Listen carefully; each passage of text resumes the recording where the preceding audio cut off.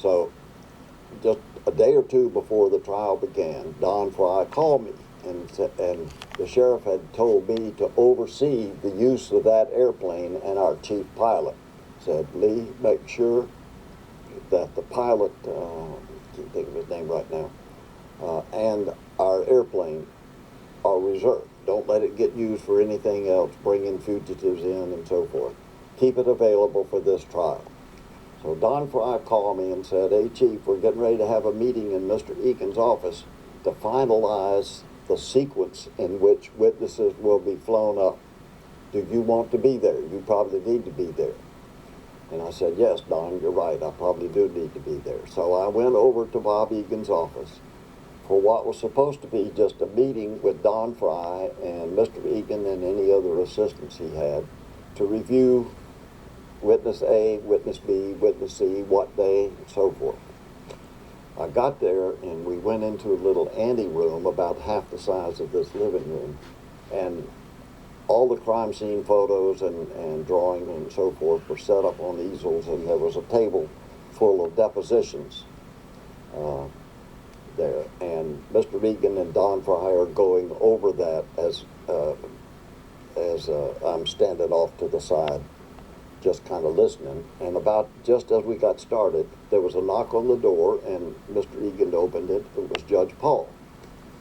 And I thought, wow, he doesn't need to be in here. So I expected Mr. Egan to go out and talk to the judge, because he was clearly the assigned trial judge. But he didn't. He invited Judge Paul into the office. And Don Frye and Mr. Egan then backed up and started over. And they briefed Judge Paul on all the crime scene drawings, crime scene photographs, photographs of the deceased persons on the floor, and went over one or two of the depositions, especially the deposition of the blood spatter expert McDonald.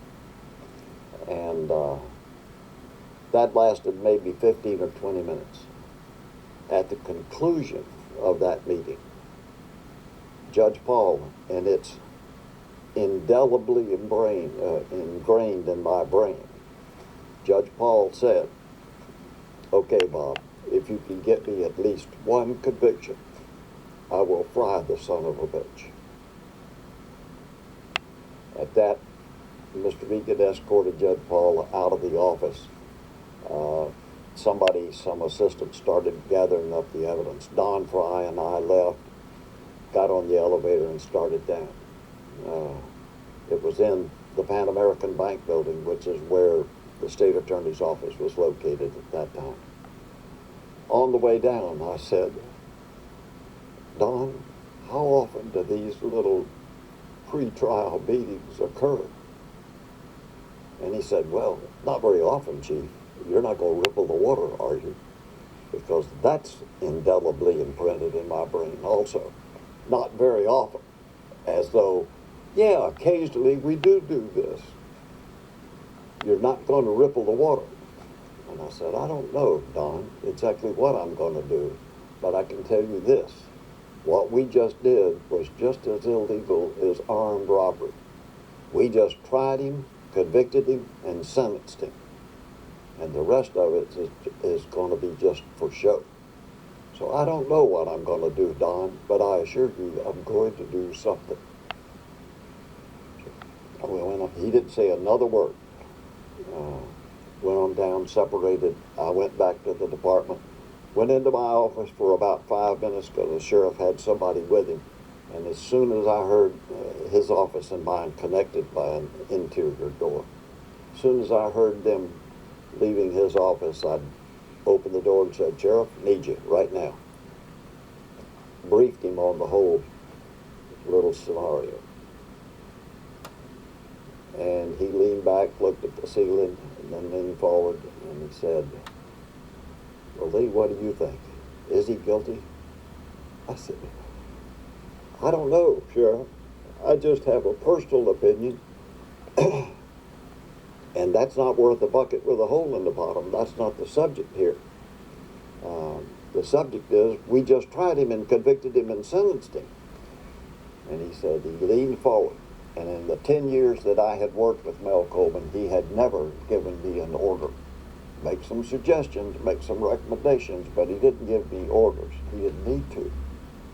We worked together very well, going clear back to St. Pete PD and then to Winter Park PD, where he was the chief and I was the deputy chief. He leaned forward and he said, "Leigh, I will handle this. It's just a few days before the deadline for filing as a candidate for sheriff. Judge Paul and Bob Egan are Republicans. So far, the Republicans have not come out with a candidate against me. And if I accuse them of this, I assure you I will have a big campaign battle. So I don't want you going to any of your friends in the media. I don't want you going to Zeigler's attorneys. I don't want you to do anything. I will handle this myself."